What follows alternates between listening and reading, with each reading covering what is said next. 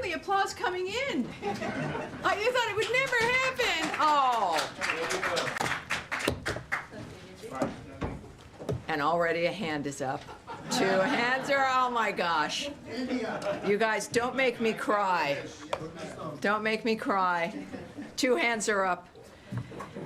Yeah, so I got in, it was like 4 in the morning. Welcome aboard, everyone. Thank you very much for being here. Certainly, we are all interested in the Vice President, his remarks. Today's going to be slightly different. It already is a little bit. I was on the Secretary's travel, of course. Many of you were as well. Raise your hands if you were on that lovely travel experience through the forests of the world. 1. Yeah, all right. Got home about 4 in the morning. And so don't take advantage of me. I've had a few hours sleep. But yes, so it's been an unusual day, and I wanted to do this because, gosh, nothing's happened. So I thought we'd just have simple chats today. But it's different in that there are several large issues, which I believe all of you would be interested in, mostly, that are significant. And so we're going to move in that regard. I've got a bit of an announcement for you as well.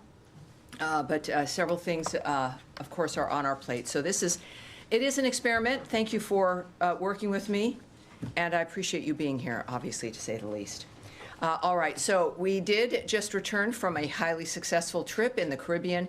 This was Secretary Rubio's 2nd trip in our hemisphere. From day 1 of this administration, American leadership has been back in our region. We are standing with our partners to ensure mutual prosperity, security, and progress. In addition, the United States sends our deepest condolences to all affected in Burma and Thailand by the earthquake that struck this morning. USAID has maintained a team of disaster experts with the capacity to respond if disaster strikes. These expert teams provide immediate assistance, including food and safe drinking water, needed to save lives in the aftermath of a disaster.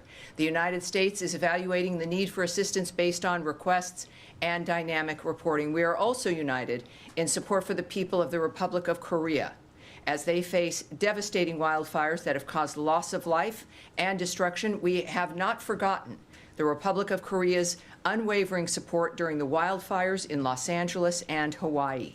Just as they stood with us, we stand with them.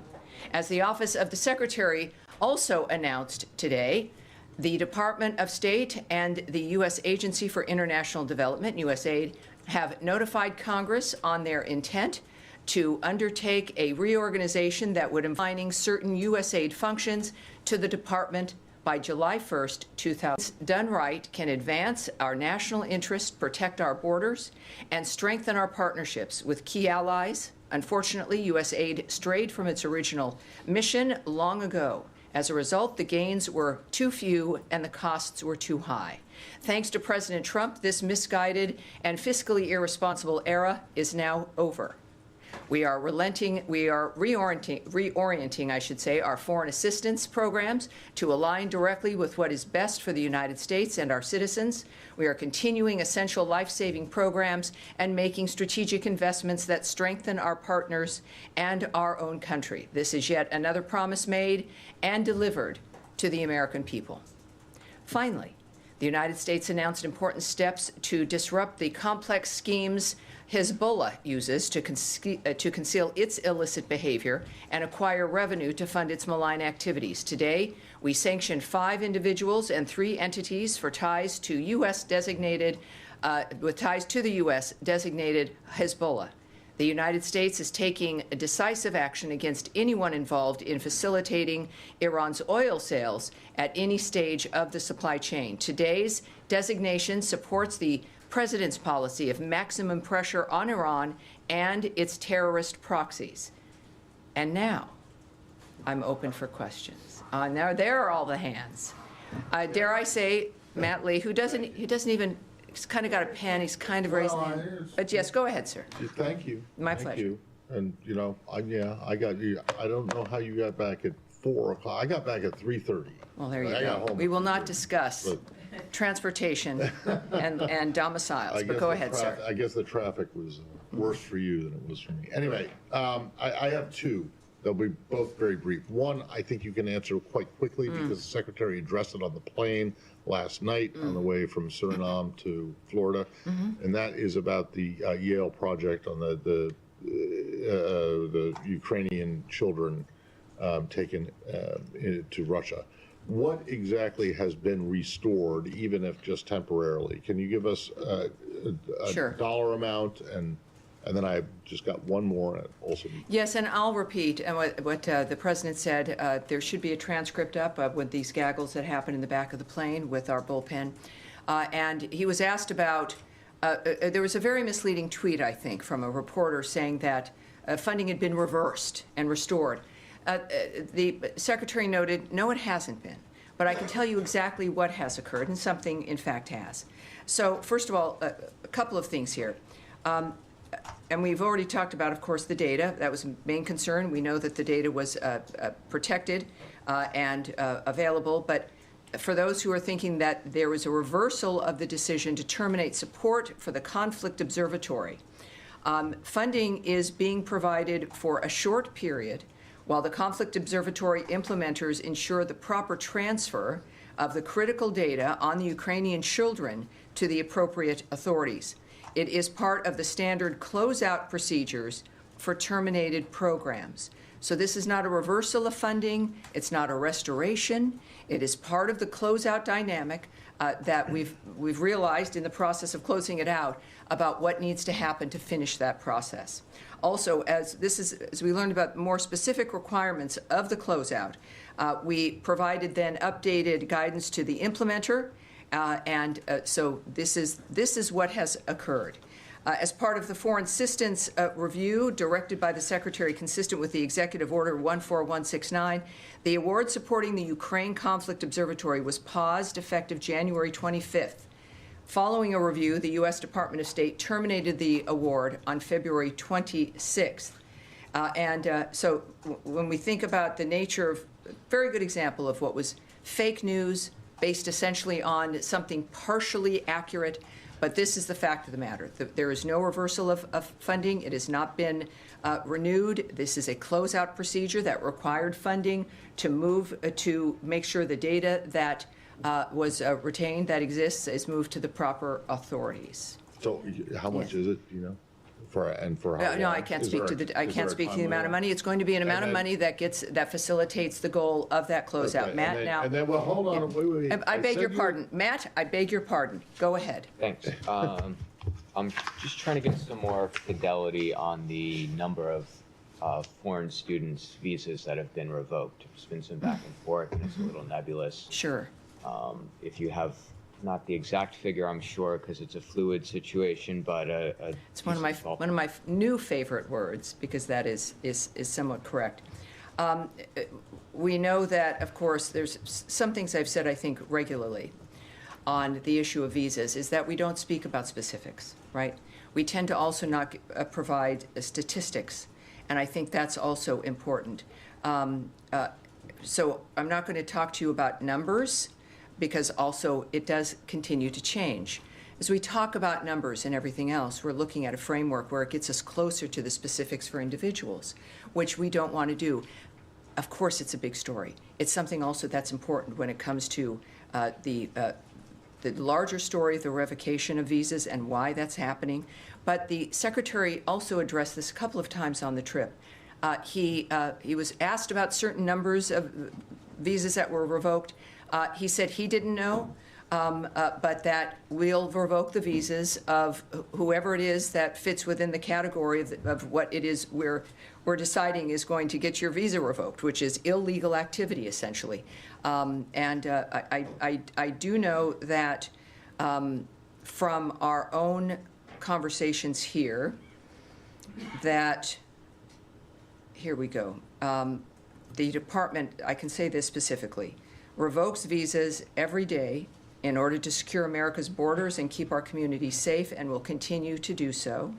Because the process is ongoing, the number of revocations, as I've noted, is dynamic, and the department generally does not provide statistics on visa revocations, and generally we were not going to add anything at this time. But clearly, this is a process that we're committed to and is part of making America safe again. It's within our right, it's within the right of every sovereign nation to make a determination who will stay in this country, who will be allowed in this country, and the Secretary, of course, has been very clear on this.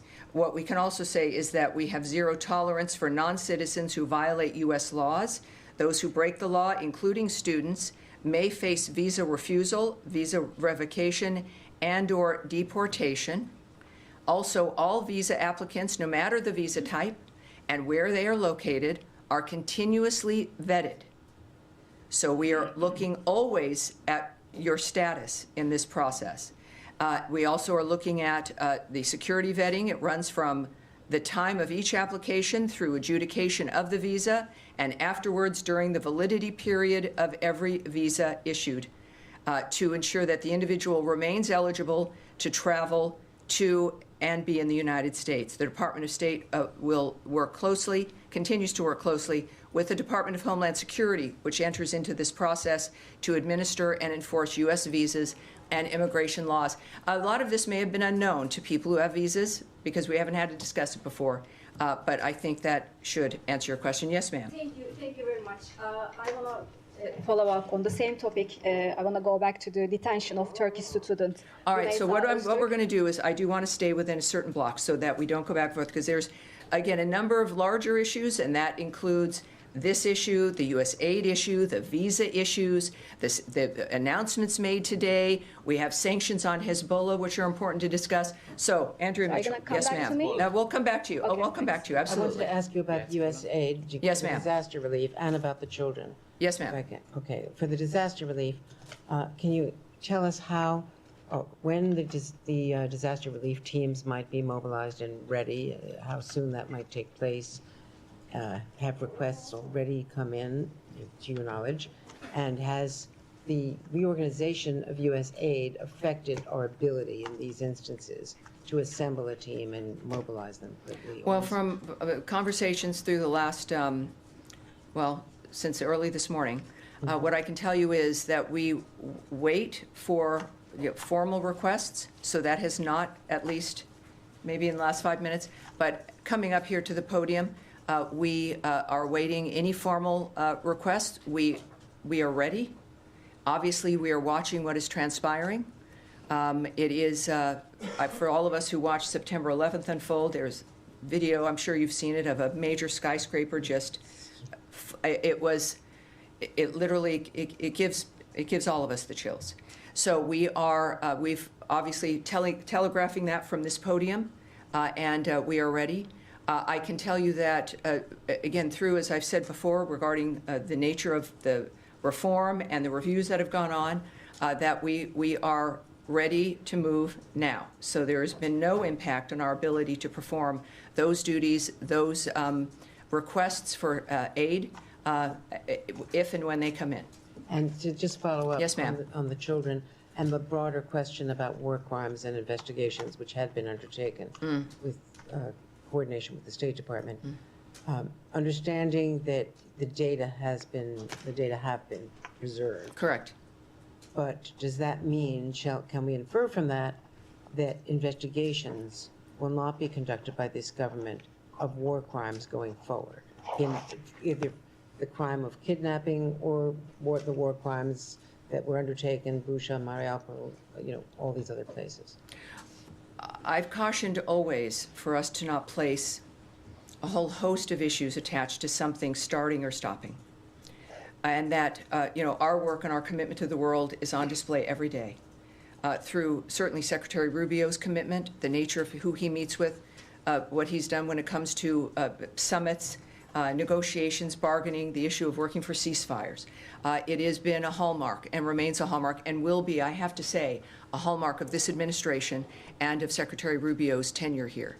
So it would be wrong to say that, in fact, that signals some kind of end to our work on these issues. In fact, manifesting through the conversation with President Trump and President Putin, it was a central part of that conversation that was discussed between those two men. And I think that shows you where it's placed now and where it will continue to be placed. Well, here's what I do know, which may speak to that a bit. is that the data is not being transferred to a storage facility. It's being transferred to the appropriate authorities.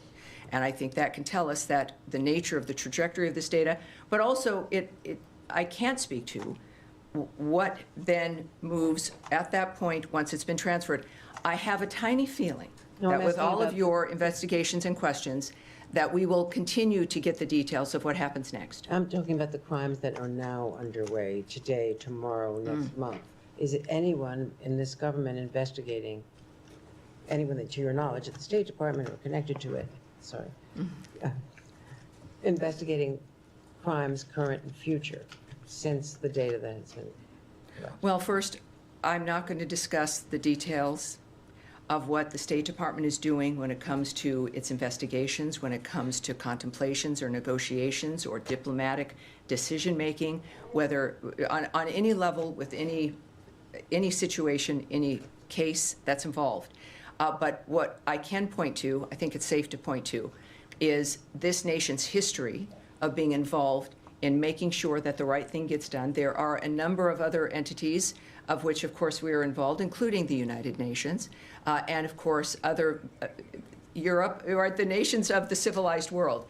So I would, same with whether it's aid, this argument that we are stopping our aid and we're out of of caring about providing foreign aid. Of course, that's not true.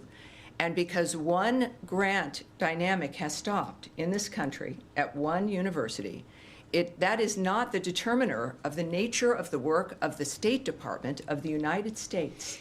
That's unfair, frankly, and moves people into this idea that everything is contained in one moment when there are thousands of moments and work going on around the world, but certainly including the nature of what the State Department's doing under the direction of Marco Rubio, when a commitment of the State Department to solve these problems, to stop carnage, to find justice. We want to be safe, secure, and prosperous for ourselves and for our neighbors.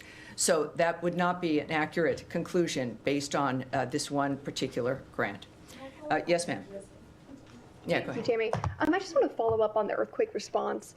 The president said about an hour ago, we are going to be helping. We've already alerted the people. And you're saying, of course, you're waiting if and when those requests come in. So for the disaster response teams. So just wondering if you could clarify, is the State Department going to be doing anything else to help? Are there financial resources that are being devoted to these impacted countries?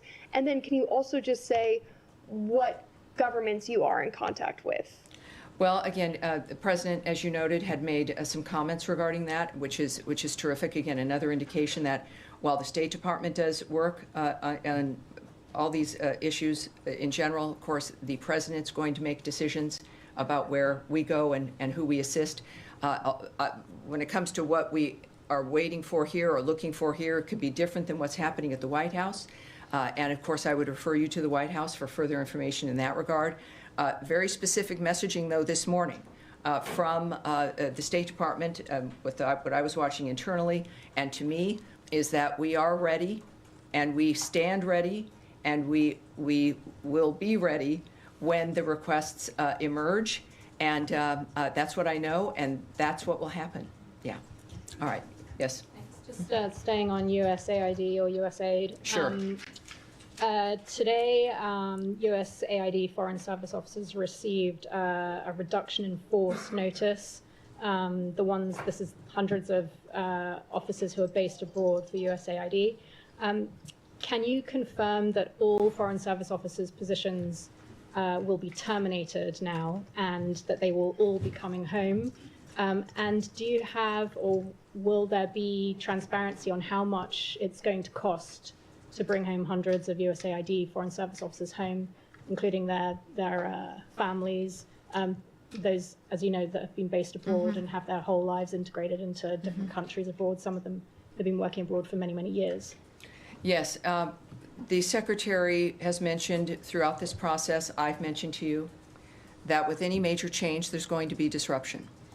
This particular review and project to assess the nature of waste and fraud and abuse and whether or not these programs and the grants align with America's priorities has been public news, worldwide news. We've discussed it openly. We've seen what's happened. And so it's something that I think most people, we've been waiting for this conclusion. It has arrived. I can't speak to the number of people who will not be a Foreign Service officer at this point. I can't say if it's going to be every single one. There'll be a point where I don't have to speak about fluid situations and things that are changing and moving every day. But of course, this is it's a restructuring essentially. And there's going to be, from one statement made, that there'll be from USAID, and a statement about the last mission, if you will, is that like any restructuring, there will inevitably be disruptions. From Secretary Rubio down, we are committed to ensuring that USAID personnel remain safe and that the agency's ongoing life-saving aid programs remain both intact and operational. And it's something that we're committed to. There are periods of time for blocks of individuals to come home and to be separated. But it's dynamic when you're looking at such a reorganization that's going to happen. We will, I'm sure, with this being a public story, have more information every day. And when that's possible, as I seek it out, I will bring it to you. And just one on the RAF, Sure. This note also said that employees will be separated from the Foreign Service effective from the 1st of July. Does that mean that they are not guaranteed an opportunity to apply for jobs? Well, no, that's not true. There will be jobs that then can be applied for by those who have been separated. I can't tell you how many of those will exist, or even the structure of what that is, but there's been a very specific note that for the jobs that then are open, these individuals, or at least some of them, will be able to apply. So that will be part of it as well. Yes, Daphne. Thank you. On what you said on the response to the earthquakes, I just wanted to clarify, is that the Disaster Assistance Response Team, the DART, that you're referring to? DARTs. Yes, it's the DART system. Okay, great. And how quickly would that team be able to get on site given the contract terminations and the cuts at USAID? Will they be able to respond as quickly as they've been able to in the past? Well, from what I'm told is that what's been happening at USAID has not affected our ability to employ the DART system as we always have. When it comes to where they are and in that particular location, I can't give you a timeline, but clearly, as said repeatedly, we stand ready, and there's an understanding of what the situation is, and that certainly has not been impeded whatsoever. All right. Oh, yeah, yes, absolutely. Yeah, and I was also got home at 4 a.m. Thank you very much. A lot of the embassies that he's been visiting have also big USAID missions and local staff that are hired for them. So in this reduction, are all the local staff also being fired as you downsize? Well, the messages I've seen and the guidance I've received is about Foreign Service officers. So I can't speak to where the local staff there fits within that framework. But so if they're not Foreign Service officers, but each mission is in a different dynamic. So I would. I can't speak to that at this point. And one other question on another topic, Carrie Lake is talking about firing about almost 700 journalists at VOA. For those who are visa holders and from countries that where it might be dangerous for them to return. Yes. What's the State Department doing, like, to give them time to apply for asylum, or what kind of programs are in place to help people like in that Yes, position? I mean, this is a recurring question. It's an important one, and it's good for people in this situation and other situations. The visa dynamic for people involved in this situation is no different than everyone else who has a visa. That if you're here on a work visa and your job ends, some people have gotten another job on that framework and have then reapplied and have gotten a visa for that new job. If that's not going to happen, of course, there's like a 30-day period of time for you to take action about going home, going to your home country, or not. But then you would be here without a visa illegally. If you are from a country and you cannot return because of fear of what will occur to you if returning to that country, you can apply for asylum. This is true for everyone who holds a visa, who loses that visa, and believes that they would be in trouble going back to their home country. That is an option, and that is something that they can do as well if that's a case that they face. All right. Sir, right there in the glasses. Thank you very much. So, Thank you. Thanks for your patience, everyone. Sticking with USAID, Thank you. one of its crucial functions was getting humanitarian supplies into Gaza during the conflict there and during the ceasefire. Now, the last tranche of funding that it paid to the partners in the region was end of January. So there's a kind of block here. Will state be taking over this type of function come July the 1st? And what is going to happen for the funding for the partners applying that humanitarian relief in Gaza in the interim? Well, we're at a state where Congress has just been notified that this transition is happening. I can't speak to the decisions that'll be made once that decision occurs through USAID as it exists and how it moves into state. So that's the process that's happening right now. So I don't have something for you on that. But we also know that dynamic is very complicated, as we've talked about every day, importantly, and it remains complicated. And of course, aid can immediately move through that situation through all of our regional partners, people who are concerned. If Hamas were to release its hostages and lay down its arms, how many times does that need to be reminded? Because that's the solution. And when that does occur, as we saw with the first element of the ceasefire, is that the region cares about this, the nations in the region, the world cares, the United States of America cares, to where its leadership is involved in this as a main North Star of what needs to be solved.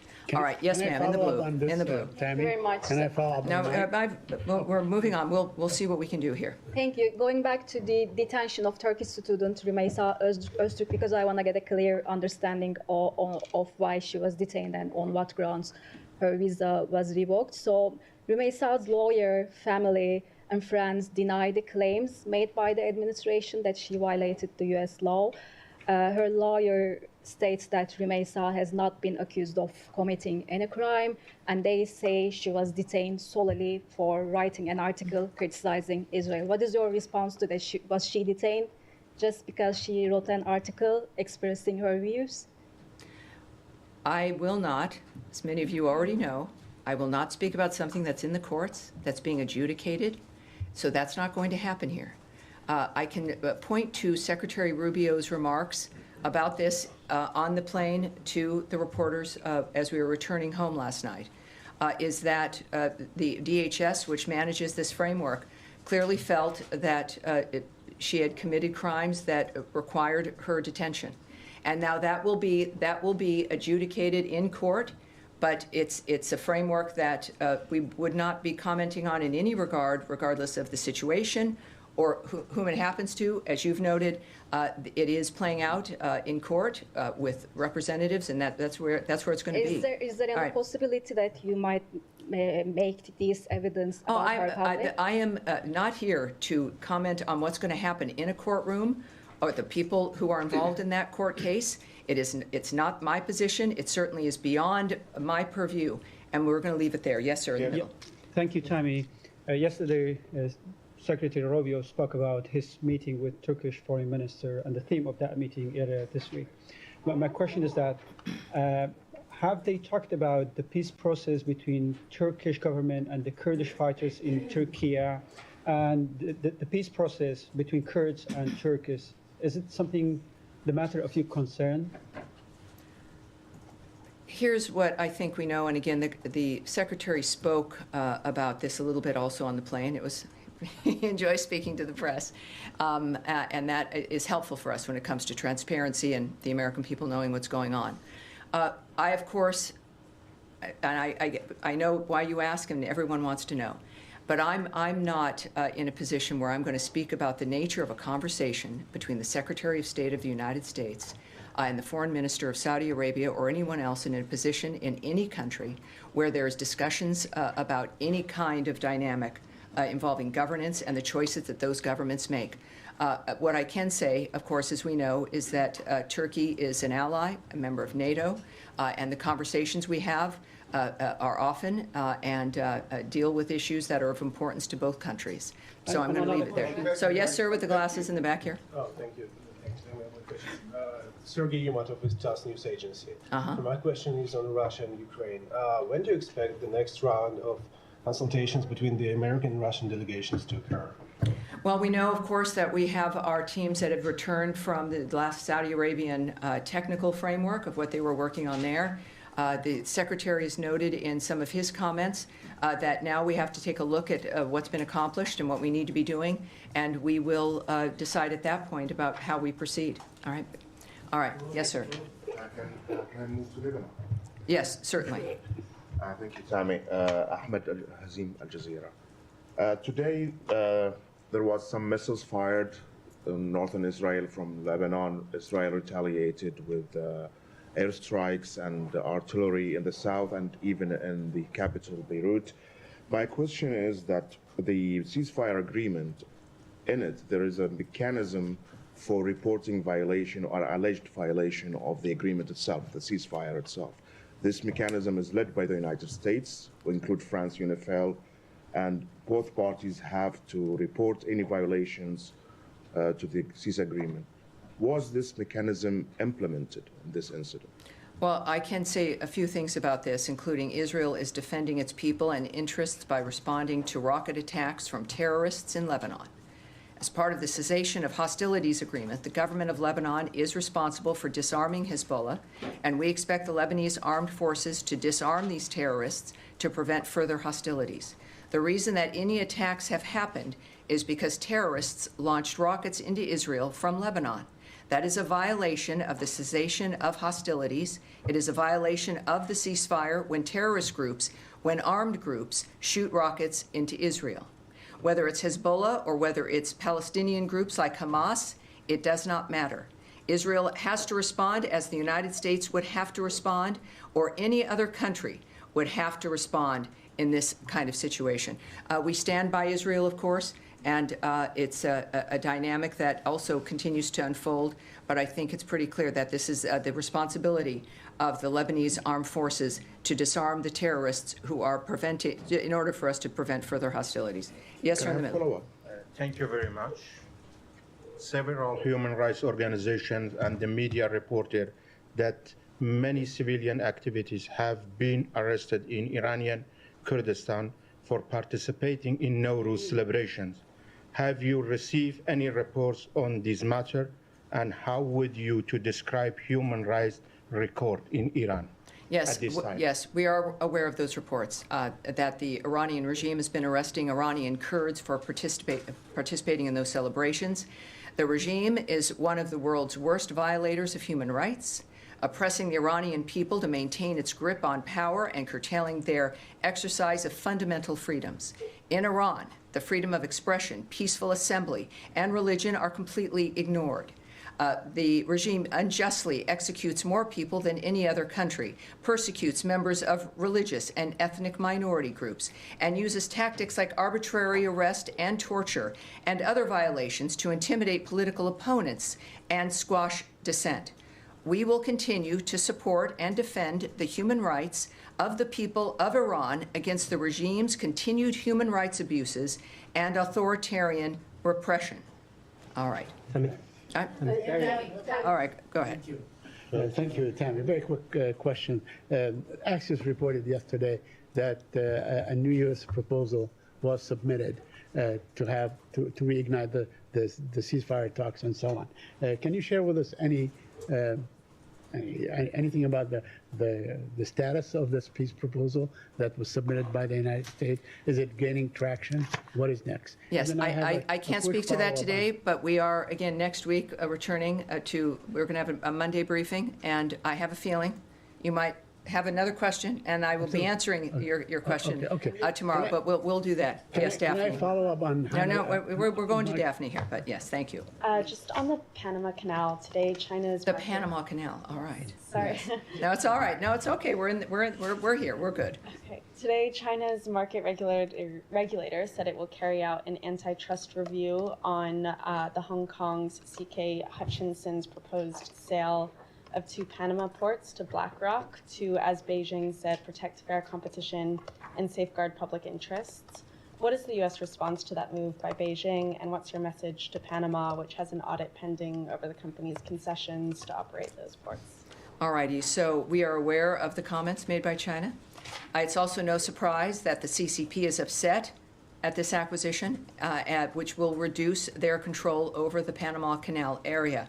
We are also glad to see U.S. investors acquire a controlling stake in the Panama Ports Company, which owns and operates the ports of Balboa and Cristobal at either end of the Panama Canal. So we would refer you to BlackRock and CK Hutchison for more information about the agreement itself. And we refer you to the government of Panama regarding its role in ensuring that the sale complies with Panamanian laws and regulations. So yes, we're aware, and it's not a surprise, certainly. All right, yes, pink jacket. Thank you. Back to Turkey. Is there a confirmed date for President Erdogan's visit to the White House in April out of Foreign Minister Fidan's meeting with Secretary Rubio on Tuesday? Not that I'm aware of, but again, the White House may have more information on that for you. They are not very responsive. In the white shirt here? You just sat down, sir. One moment, please. In the white shirt, please. Thank you very much. On Georgia. I'm sorry? On Georgia, if I may. Okay, sure. Thank you very much. Have you had any communication with the ruling party in Georgia? And if so, could you share what type of communication exists between you now? You know that the situation in Georgia is very difficult. The Georgian people and the international community do not recognize the election results. Peaceful protesters have been arrested, as well as an independent journalist who's currently in jail. Okay. So, given these circumstances, what is your perspective on the situation in Georgia? I do want to answer that, and as a result, we're going to take that back, and we will have an answer for you. All right? Thank you. All right. Yes, sir. Yeah, hi, Tim. I'm sorry to jump to another region, but I wanted to ask It's everywhere. There's news everywhere. Yeah. South Sudan. Sure. Do you have the State Department have any comment on the situation there, which is on the brink of plunging back into the civil war? The vice president was put under house arrest. Yeah, the situation is pretty dire. So I was wondering if the U.S. State Department has any comment on that. Well, of course, there's been news on this, the dire situation, I think, throughout the area, and then whether it's North Darfur, et cetera.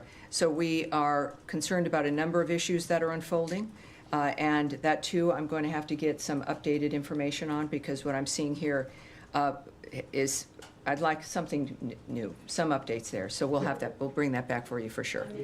Yes, sir. Thank you. Thank you so much, Jahan Saibali from ARY News, Pakistan. Okay. For the last few months, we have seen a rise in terrorist activities in Pakistan. Hundreds of civilians and security officials lost their lives. And Pakistan is a partner country, recently handed over the most wanted terrorists to U.S. authorities. And these all terrorist networks are based in Afghanistan, TTP, Al-Qaeda, ISIS, and Pakistan is kind of war against terrorism. So how you guys see this kind of situation, like all those terrorist networks established and working under the umbrella of Taliban? Well, it's a dynamic where we're aware of certain problems, human rights issues, et cetera. But again, we seem to be in a series here of things that I want to take back on this. So I'm going to take that back. If you don't mind, we're going to go on. Okay. And you know what I do want to discuss here, sir. And if someone has, I want to discuss the Hezbollah sanctions that we have going on as well. I know that many of you might be interested in that as well. But let's go on. I'm not going to start to try to direct what we're saying here. Well, let's go on. Let's go on here. Yes, sir. Yes, sir. Go ahead. Yeah, I was about to ask about the Hezbollah. You can talk a little bit about the sanctions and and also the Lebanese foreign minister with the Syrian one signed an agreement for the border in Syria, between Syria and Lebanon, if you have also something on that. Yes, yes, we do. So first, let's start here with Hezbollah. The United States is designating 5 individuals and 3 entities pursuant to Executive Order 13224 as amended for ties to U.S.-designated Hezbollah or individuals designated through this action. The action advances President Trump's maximum pressure policy on Iran and its proxies. We will continue to disrupt the complex schemes Hezbollah uses to conceal its illicit behavior and acquire revenue to fund its malign activities. And we will, the United States, will take decisive action against anyone involved in facilitating Iran's oil sales at any stage of the supply chain. We are exerting maximum pressure on Iran and its terrorist proxies under the President's maximum pressure policy to disrupt Iran's destabilizing activities. The Department of Treasury is designating, again, 5 individuals, 3 entities for supporting a sanctions evasion network affiliated with Hezbollah's finance team. This action is part of the United States' effort to deny Hezbollah access to revenue and to cut off the terrorist group's access to the international financial system. Today's designations support the whole-of-government policy of maximum pressure on Iran and its terrorist proxies, such as Hezbollah, as detailed in the National Security Presidential Memorandum 2 of February 4th. We will, the United States, use all of its tools to disrupt activities of individuals and companies supporting Hezbollah. The United States is committed to working with partners to disrupt terrorism and terrorist financing worldwide. All right. Yes, sir. And this will be it. This will be the last. So make it good. I'm going to go back to the very first question. All right, sure. Make a good circle The issue here. of Ukrainian children. The president was asked about Ukraine just a couple of hours ago, and he did highlight the issue of Ukrainian children. He did. It looks like this is something he cares about. To deliver on the president's stated goal, even if this funding will run out of this very particular program, can you assure us that you will be supporting alternative programs, at least, to deliver on that? Well, I think the biggest, most amazing program can be the most powerful man in the world caring about the resolution of the issue. That is something that nothing can match. And that's what we have now. And you are correct. I think it's clear for anyone who listens to President Trump that he is a serious person, addresses issues that matter to him directly, that he knows will make an impact on the quality of people's lives. That is the Trump effect. And the fact that he is successful in the choices he makes and that he is relentless in making them work has an impact on the resolution of those issues. As far as what mechanisms he will use, I don't know. He's the President of the United States. He's the best deal maker in the world. And those children matter to him. And it matters that that issue is resolved like it does to every decent human being on this planet. President Trump represents the notion of that outrage and the desire to solve the problem in the process of getting to the end of this horrible carnage that has gone on. So yes, I can't tell you what mechanism he would choose. We do know that he's chosen a Secretary of State who feels as passionately about the resolution of these issues as he does. We are going to continue to see that unfolding, and it is, while horrible issues we're facing, it is an exciting time because we have leadership that are tired of the status quo, want results, care about people, and are going to do what it takes to get results. And that's what I have for you today. Thank you, everyone. We'll see you also on Monday. We'll see you on Monday. Thank you, everybody. I appreciate it.